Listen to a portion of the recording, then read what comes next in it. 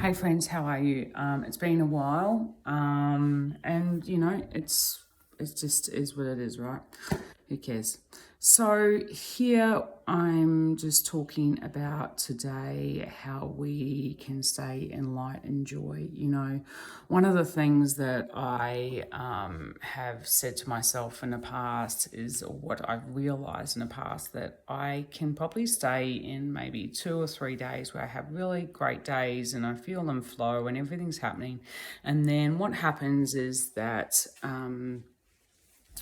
a shit day comes and I get challenged and I go down a spiral. And what I've been doing this course and what I've learned from this course is that there's a thing called the upper limit problem, and it can be referred to other ways, but basically it's about what our ego is used to. So what our ego is used to is it's about going, okay, well, you're used to this level, right? I need to keep you within that level, because if you stay within that level, that means that you're safe. That means that you know what to expect. You know how life rolls. Blah blah blah. So if we try to, when we start learning something new, like inspiring us and educating ourselves about life and being a better person and all that kind of stuff, this upper limit problem gets tested.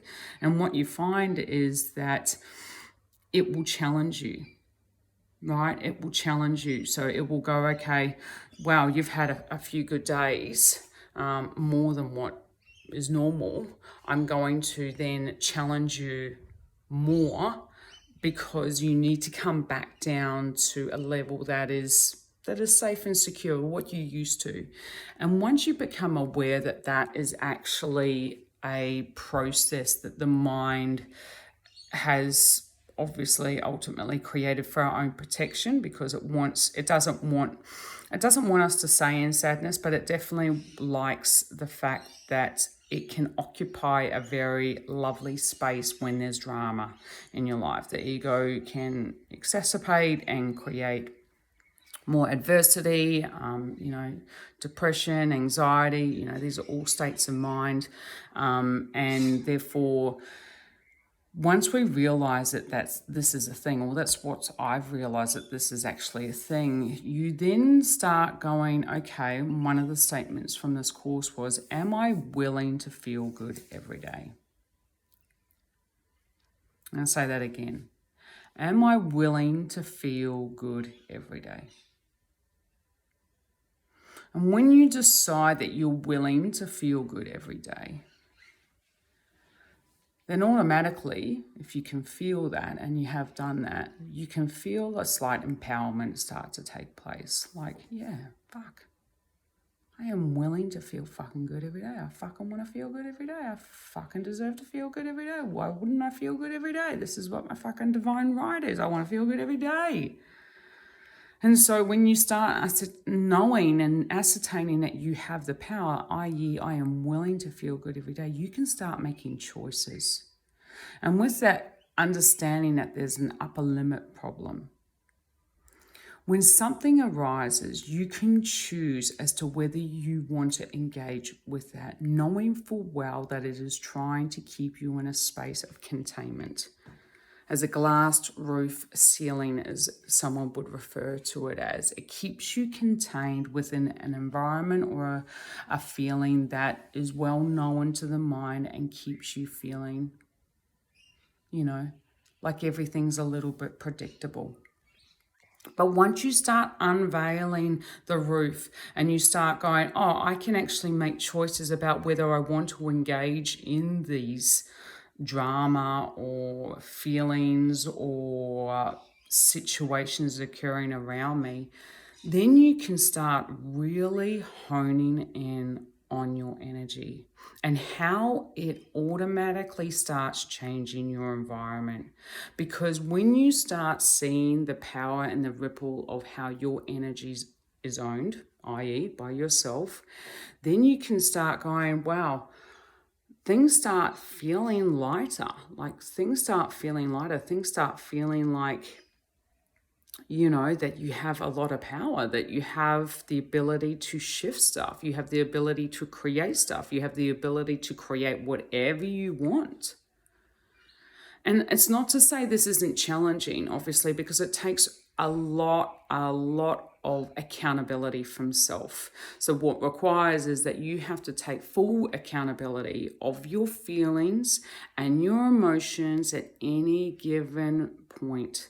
Like any given point. If you have a feeling where there's doubt, shame, guilt, hopelessness, sadness, unworthiness, you name it, fucking anger, you've got it. You've got to go, is this even worthy of my energy right now? What am I looking to achieve if I go into this emotion? What am I looking to achieve? What is it actually going to obtain for me? And most of the time it's not going to obtain anything. All it's going to allow you to just go,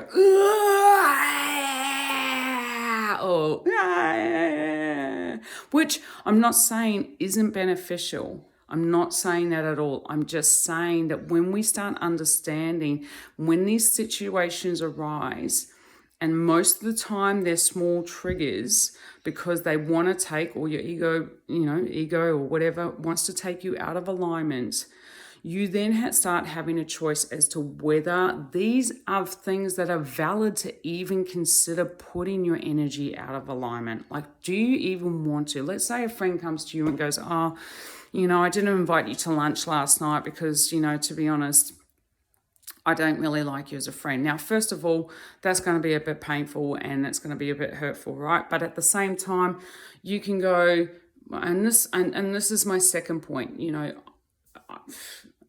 there's a lot of healing that needs to take place for you to start understanding these environments are usually reflected back to you because of a belief that you have. So say, for example, if that situation was to play out for me, it's basically saying to me, if I hadn't healed this part, it's basically saying to me that I have a lack of worth. I have a lack of worth issue because I feel like no one wants to spend time with me. So what the universe is going to do is going to go, okay, well, I'm going to have this environment and say this person comes up to me and goes, look, actually, I don't really want to hang out with you because I don't really like you, right? So it's reflecting what my belief is. Now, because I've done a fuckload of healing, I don't really give a fuck. Oh, you don't like me? Well, that's okay. That's no problem. I don't really like you either. So that makes perfect sense. Great, thanks, let's move on. It doesn't really affect me. However, if you hadn't healed that part, or if you're unaware that that was a behavior or a belief that you had about yourself, then that's gonna fucking hurt the fuck out of you. It's gonna hurt real hard. It's gonna make you cry, it's gonna make you upset, it's gonna make you angry, it's gonna give you all those emotions, and they're all gonna be perfect. They're absolutely all gonna be perfect. But when that situation like that happens, you then go, okay, well, fuck, I obviously have something there that is a belief about myself that I need to look into. And in my case, because I'm a bit of a doer and I like fucking healing shit and getting things out of the way so I can be light and joy, I would go see someone. I would go see a kinesiologist to help me work out where that subconscious belief came from. And it probably came from my early ages or maybe in my 20s, whoever knows. But my point is, when we start understanding, and this is why healing is so important, because you become more aware of yourself. You become to start to understand, all of you, like, what your past has been like, your beliefs, your behaviors, your fucking, everything. And then the more empowerment you have about who you are, what your story is. Not that your story needs to fucking define you. I'm not saying that. But once you understand more of yourself, you can start being more empowered to make choices about what is in alignment for you and what is not in alignment for you. And you can then, for example, with what I was saying with the upper limit problem, when you become aware that these triggers will come to you, you have a choice. Are you willing to feel good every day? And are you prepared to own your energy so much so that you're prepared to honor yourself and make choices as to whether you're going to engage in something for the sake of engaging in it, because it's an emotion and a thought, it can be powerful and it can take you down a drama path and what's life without a bit of drama, or You can go, actually, I really want to stay in light and joy because I want to find my equilibrium. I want to find my power. I want to find my own love, and I want to be able to create whatever the fuck I want. And with that means you need to become empowered to understand that you have the power. Does that make sense? You have to understand your power to become your power, and you have to make choices to reflect that. And then from there, you know, life becomes easier. And it's a practice. It's like a brain. Someone once said to me, you know, the brain is a muscle, and it's very true. It's just like an athlete. You have to train it. And this is, again, training. So when you get challenged, i.e. I'm getting challenged right now because because life isn't a fucking cricket field. It's like a rolling coast of fucking mountaineering traversity.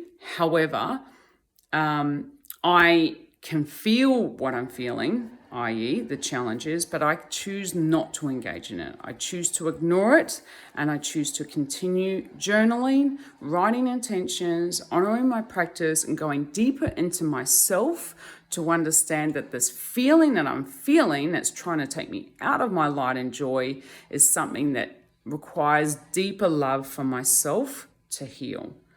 Deeper love for myself. So the more deeper I go into myself, the deeper love I have for myself and people around me. So anything that triggers you, all it's saying is, how do I love myself more? Can I go into that space? And it's just a daily practice and understanding what those practices are for you to understand and get into that space. And it might be more healing sessions, whatever. I hope that makes sense. Yeah, it's been super powerful for me, super powerful, and I feel very powerful in this space, and I know that anything is possible that I can create, and that's a beautiful change for me because it's always been quite distorted. But I hope that helps you today in whatever form that forms for you. And if you have any questions and you like what you're hearing and you want to hear more and you want to belong, and you want to belong to a community that's fucking awesome, that just like keeps it real and, you know, knocks shit out of the way and makes shit happen, and just you keep stepping into your light like a shine like a diamond. That's thanks, Sia. Then I actually probably have multiple personalities, but we'll seeing if they pop out at any point. I'd love to have you join the page. Thanks for now. Okay, bye for now. That's the other personality. Bye.